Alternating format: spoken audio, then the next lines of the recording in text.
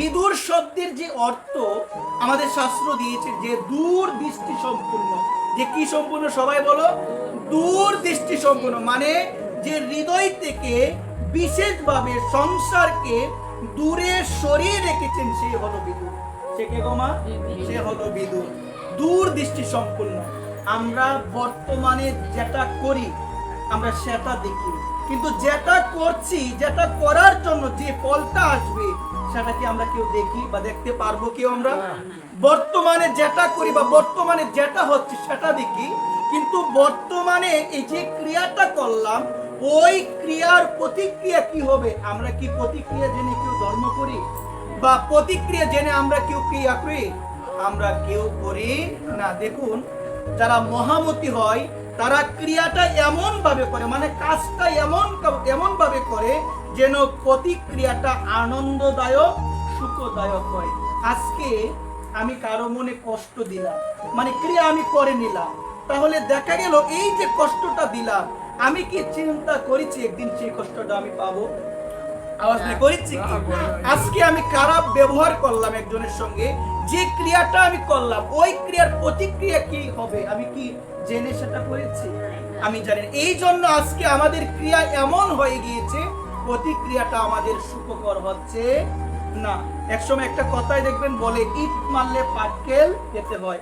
একটা বল ধরেন আমার কাছে, আমার সামনে সুন্দর একটা দেওয়াল, সেই দেওয়ালে যদি আমি ডিল মারি ড্রপ কে কোথায় আসবে? আমার নাকে আসবে কিনা? সেই বল থেকে অন্য কি দিয়েছেন? আমি দিয়েছি, তাহলে আসবে কোথায়? আমার দিকে তো আসবে। তাহলে ক্রিয়া এমন ভাবে করতে হবে যেন প্রতিক্রিয়া ভালো হয়। আপনার সঙ্গে আমি হয়তো বা এখন একটা খারাপ ব্যবহার করব, প্রতিক্রিয়া চিন্তা না করে, আজকে না হয় 5 বছর পরে সেই কর্মফলটা আমার জীবনে আবার আসবে। কারণ গীতায় ভগবান বলছেন স্বকর্ম ফল ভোগান। গীতায় ভগবান খুব সুন্দরভাবে আমাদের জানিয়েছেন স্বকর্ম ফল ভোগ প্রমাণ, বলছে মানুষ, প্রতিটা মানুষ তার আপন কর্মফল ভোগ করে। কি কর্মফল ভোগ করে? স্বকর্ম ফল ভোগ প্রমাণ। আমরা যে কর্ম করব সেই কর্মের ফলটাই আমরা ভোগ করব। গীতায় আছে স্বকর্ম ফল ভোগ প্রমাণ। প্রত্যেকটা মানুষ তার আপন কর্মফল ভোগ করে, কেউ কাউকে দুঃখ দেয় না, কেউ কাউকে কষ্ট দেয় না। সেই দুঃখটা পাচ্ছি আমি আমার কর্মের জন্য। হয়তোবা মাধ্যম রূপে আমার মা আছে, ভাই আছে, কিন্তু আমি পাচ্ছি আমার কর্মের জন্য।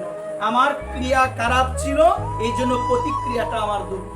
আমার ক্রিয়া যদি ভালো হতো প্রতিক্রিয়াটা আমার সুখকর, শান্তিময়, আনন্দদায়ক হতো। আজকে ক্রিয়া এমন ভাবে করি আমরা প্রতিক্রিয়া কেউ জানি না, কিন্তু যারা বিদুর, যারা মহামতি, যারা মহাভক্ত, রাধারানীর একনিষ্ঠ ভক্ত, তারা ক্রিয়া এমন ভাবে করবে যেন প্রতিক্রিয়াটা কখনো বিষদায়ক না হয়, ওইটা যেন আনন্দদায়ক হয়। একবার যেমন কর্মই হবে সংগঠিত আমার দ্বারা, আমাকে আপন কর্মের ফল আমাকে ভোগ করতে হবে। গীতায় ভগবান শুনিয়েছেন স্বকর্ম ফল ভোগ প্রমাণ।